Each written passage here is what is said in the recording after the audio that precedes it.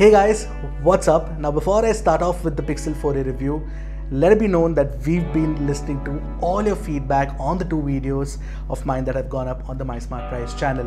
Now before I start off, I'll let Rushil take over from here. हाय दोस्तों, तो जैसा अभी तक देख चुके होंगे भाई, इरशाद ने MySmartPrice ज्वाइन कर लिया है। तो हमें भी इरशाद के world famous camera comparisons, audio reviews और फोन रिव्यूज, इन सब का मजा यहीं पे मिल जाएगा। जो कंटेंट हम हमेशा करते रहते थे, जो कंटेंट आपको पसंद है, बैटरी टेस्ट, कंपैरिजन, सब चीज ऐसे ही आती रहेंगी। बस हम कुछ नई नई चीजें भी अब आपके लिए ला पाएंगे। पर एक हेल्प चाहिए मुझे आपसे, तो ये वाली वीडियो हम इंग्लिश में कर रहे हैं आपके लिए। तो आपको इस वीडियो के नीचे कॉमेंट करके हमें बताना है कैसी लगी आपको ये वीडियो, और इंग्लिश में चलेगा आपको कंटेंट या फिर वापस हम हिंदी पे आए। बाकी देखो, चैनल चल रहा है आप लोग की वजह से, जैसा आप बोलोगे वैसा ही हम करने वाले हैं। खैर अभी के लिए आप ये पिक्सल 4a का रिव्यू देखो। मैं आपके लिए एक बहुत ही बढ़िया बैटरी टेस्ट पे काम कर रहा हूं, जो कल आपके पास आ जाना चाहिए। तो चलो मैं काम पे जाता हूं, आप वीडियो देख लो। Now that you've heard Rushil, yes, I'm going to be doing a few of my videos going forward in English. Just because I speak better in English compared to Hindi, obviously that's the feedback that we've been getting. That's because I write in English, that's because I think in English, and of course, as a result, also tend to speak better in English. Now, as far as I can get over my thoughts on the phones, the products that we're going to be reviewing in the future, I think it should be fine. But if you guys have any stronger feedback, please let us know in the comment section below. Obviously, we care for you and we want to listen to every single thing that you guys have to say. Alright, with that out of the way, let's get on with the review.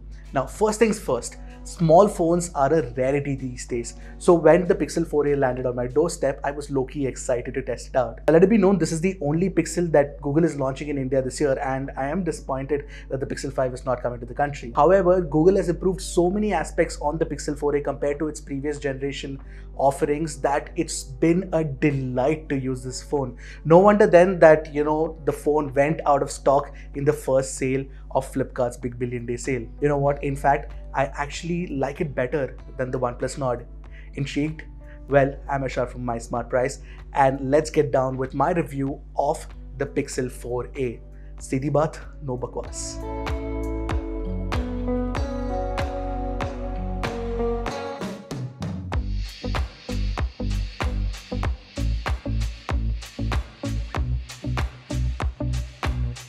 Like I mentioned before, the Pixel 4a is comparatively smaller than most other phones that have launched in 2020. In fact, I think that the Pixel 4a is the perfectly sized smartphone out there. The dimensions are nearly identical to that of the iPhone 11 Pro when you look at the length and the width. However, the Pixel 4a is definitely thinner and lighter. Ergonomically, the Pixel 4a is unmatched. It is made for one-handed usage. To add to that, you get a 3.5mm headphone jack, a supremely tactile power button, and volume rocker. Now, the clicky sound that you hear when you press the power button and the volume rocker is extremely satisfying. You know what? I'll make you listen to it. Pretty cool, right? Also, the power button is mint colored. That adds a touch of whimsy to the otherwise plain and boring black color of the back panel. Talking about the back panel, it is made entirely of plastic. It doesn't feel as premium or strong as the glass back on the Oneplus Nord. But the soft matte finish of the plastic feels very nice to touch. The feel of the Pixel 4a is very premium, even if it doesn't look the part. I hope that makes some sense. Also on the back is the fingerprint scanner, which according to me is the ideal position and is super fast to unlock the phone. The square camera module for the single camera and the flash does look better than a vertical strip if you ask me. By the way, you get a Type-C port at the bottom with USB 3.1 Gen standard. What this means is you can use it to stream gameplay of the games that you're playing using an HDMI out cable. Overall, I love the feel of the back panel of the Pixel 4a, which is enough for me to look past the drab design. But a point to note, obviously, is that it doesn't feel as premium as the glass panel on the OnePlus Nord or even a phone like the Redmi K20 Pro. Having said that, you can just slap a case on it and you're good to go.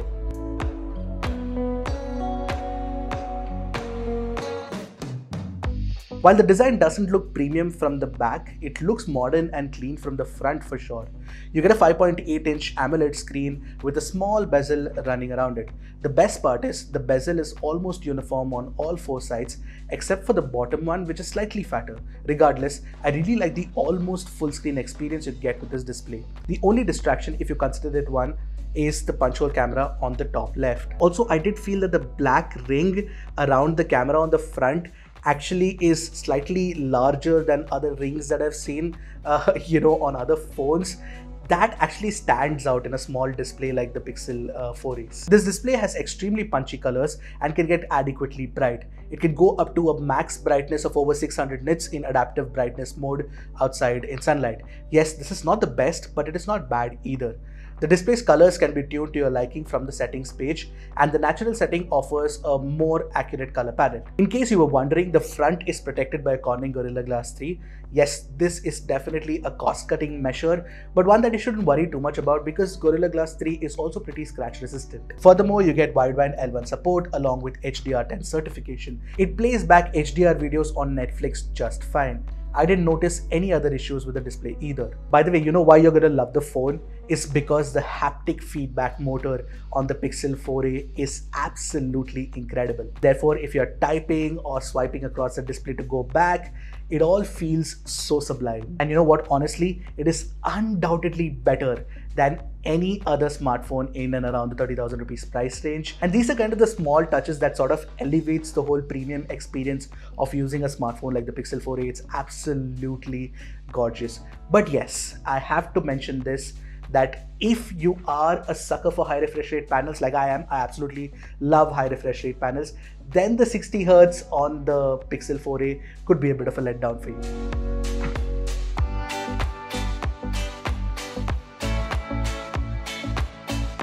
Now the Pixel 4a has a single 12 megapixel camera on the rear and an 8 megapixel camera on the front. Many might think this is blasphemous in 2020, but wait, the picture quality will blow your socks away. Let's compare it with the Oneplus Nord actually. In the first shot, we compared the detail retention ability and the colors of the 12 megapixel and 48 megapixel sensors inside the Pixel 4a and the Oneplus Nord respectively. The Pixel 4a captured a more accurate color temperature and colors in general. The Nord tends to oversaturate the whole color palette here. Plus, the details in the shadows are definitely crushed if you look carefully around the area underneath the pillow. But yes, the Nord's 48 megapixel IMX586 sensor definitely captures slightly sharper details at close crop. Overall though, most folks including me would pick the Pixel 4a here. But when it comes to dynamic range correction using HDR, both the phones tend to have a slightly different take. Pixel's goal is to capture an accurate representation of the dynamic range of the scene. For example, in the histogram, but essentially histogram is something that you use to check, how the phone has handled the shadows, the midtones and the highlights. In this situation, I noticed that it picked up the mids or the mid-tones and controlled any peaks in the shadows and the highlights. I'm talking about the Pixel 4a here. Therefore, what you see right now is essentially a very balanced image. This is the kind of dynamic range correction that is done by flagship phones, including more expensive Pixel phones and iPhones. The OnePlus Nord looks contrast heavy and the colors around the setting sun are smeared across the sky because it can't get dynamic range correction right, or it's trying to overdo it. Now when it comes to HDR, my choice has to be the Pixel because it is definitely more accurate. Moving on to portraits, the Pixel 4a goes close to a subject to get closer to the frame of the face. Now from edge detection to the fake blur, it is extremely well done on the Pixel 4a's portrait shot. Also, the facial tone is more natural and pleasing. The OnePlus Nord tends to pick up the bright points or the highlights to make the face glow, plus the contrast is high too. Overall, the Pixel 4a is better at portrait shots and human shots compared to the OnePlus Nord. In selfies, the Nord definitely has a more resolving sensor, but you can see how the color temperature has gone for a toss completely. Undoubtedly, the Pixel 4a's selfie looks even better if it is not as crisp as the Nord. But when you look at the portraits taken by the individual front cameras, the edge cutout is cleaner on the Nord as Pixel 4a misses a spot here. However, I'm slightly miffed about the color accuracy of the Nord selfie. It just doesn't look very accurate. Pixel 4a's low light performance is just exemplary, especially with night sight on. In the first sample, you can see there's only a single source of light. The color temperature is clearly accurate on the Pixel 4a sample. But what matters is the night mode in such a scenario, and that is where the Pixel 4a just kills the OnePlus Nord. Not only is it brighter, it is also sharper. You can see the Pixel 4a doesn't do any aggressive noise correction or smoothing.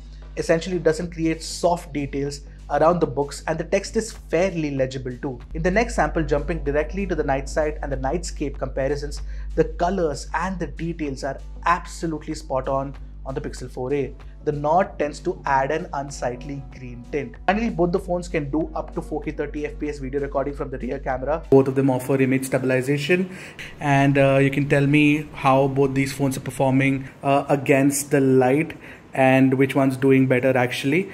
Do let me know in the comment section below. And of course, the sound quality and stabilization is of similar quality, but when it comes to colors and details, the Pixel 4a just sucker punches the Nord into oblivion. In selfie videos, the Nord definitely has an edge with up to 4K 60fps video recording. The Pixel 4a tops out at 1080p 30fps, and therefore in my testing, I tested it against Nord's 1080p 30fps video. The 4a has natural colors, but the Nord offers more details. I guess the Nord would be a better option for vlogging if you plan on making vlogs. Hey guys, now I'm shooting a 1080p 30fps video using the front cameras on the Pixel 4a and the Oneplus Nord. Do let me know in the comment section below what you think about the sound quality. Essentially, Google's philosophy is simple. Give you guys a single main very good sensor and add all of the machine learning chops to it to ensure that the results that are produced by this camera are jaw-dropping to begin with. Now, Google doesn't believe in the extra shenanigans of adding like a macro camera or a depth camera or a mono camera or whatever you think that you can add to pad up the spec sheet. Single camera and it gets the job done. If you ask me, in and around the rupees 30,000 price range, I think the Pixel 4a has the best camera.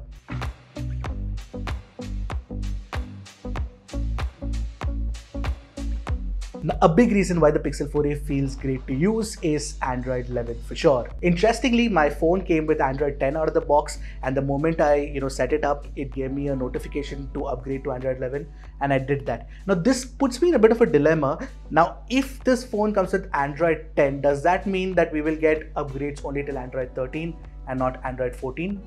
Well, we'll have to wait and watch to find that out. Regardless, Android 11 is a very mature operating system and I absolutely loved using it. Let me highlight why. The power menu now takes up the full page and gives you access to your connected ecosystem devices and control them quickly.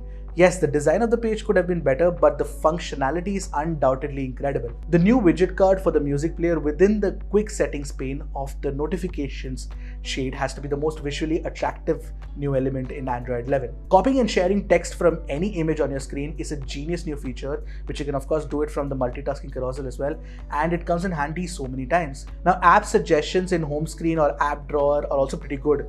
For example, at home from morning to evening, the app suggestions showed me Slack, Twitter, WhatsApp, because most of the time these are my most used app. And when I went out in the evening for a walk with my dog, it threw up Apple Music because I generally tend to listen to music. I mean, there are many more tiny changes made to Android 11 that make it so much fun to use. Plus, if you look at it, the security updates are fast too. Yes, I understand that for a lot of people, Android 11 or stock Android in general could be very limiting, but I like the freedom to customize that, it lets you do that on your own. Having said that, it's not like Android 11 doesn't have its tiny little problems. Let me highlight them also. Firstly, why did Google think it was a smart idea to push the clear all button to the extreme end of the multitasking carousel? That's just so stupid. And secondly, the persistent date and weather widget is limiting. I mean, you cannot delete it. I like playing around with the overdrop widget app, as you might have seen in my OnePlus 8T review, but I couldn't do so with the Pixel 4a.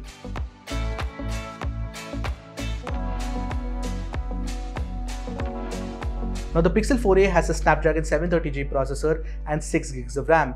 You also get 128 GB of UFS 2.1 storage with no expandable memory. Now, UFS 2.1 storage means read-write speeds are going to be lower, and there were definitely times when loading certain intensive games would take longer.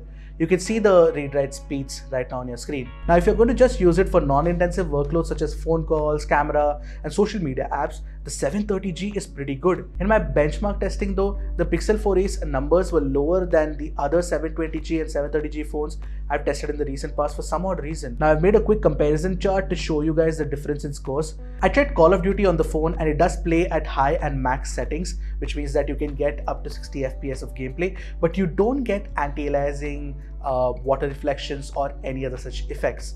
Regardless, the gameplay was smooth enough. Overall, when it comes to the performance, the Pixel 4a is definitely not the performance monster you were looking for, in case you were looking for one. For that, you have other options like the Realme X3, Redmi K20 Pro, and even something like the Oneplus Nord, which comes with the Snapdragon 765G processor, which is definitely better than the one inside the Pixel 4a. Now, the Pixel 4a is also great for watching videos thanks to this stereo speaker setup. Yes, the second speaker is actually the earpiece and the levels don't actually match. In my testing, I noticed the Nord was louder than the Pixel 4a for what it is worth. You can actually listen to a test between the two right now.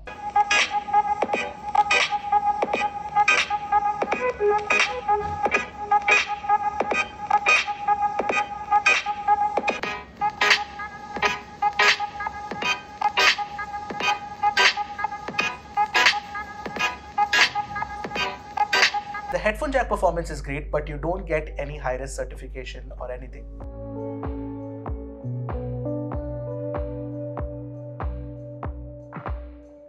Now, I used the Pixel 4a on an Airtel 4G network in Delhi NCR for the duration of my review, and it was exceptional through and through. Rock solid network coverage, absolutely no call drops. Plus, you know what? The earpiece quality on the Pixel 4a is phenomenal. It is the best I have tested on a phone in 2020. Undoubtedly. There is also carrier aggregation if you care for that stuff. Plus, you get support for eSIM cards, which means that you can also use the phone in dual SIM mode. So yeah, network performance wise, the Pixel 4a is a champion. Now coming to the battery life, I know that you guys have waited long until this part of the review to figure out if the battery life is the tiny little 3140 mAh battery inside the Pixel 4a is any good. Well, I'm happy to report that it is actually pretty great for that tiny battery. Consistently, I got around 5 hours to 5 hours and 30 minutes of screen on time. In fact, my battery life readings and real life usage scenario was actually better than that of the OnePlus 8T. Google has done some great optimizations to the battery performance really. Also, it helps that the Pixel 4a has only a 60Hz AMOLED panel, and therefore, of course, battery life is not affected too much. As for the charging speeds, you can charge the Pixel 4a from 0 to 100 in 1 hour and 26 minutes.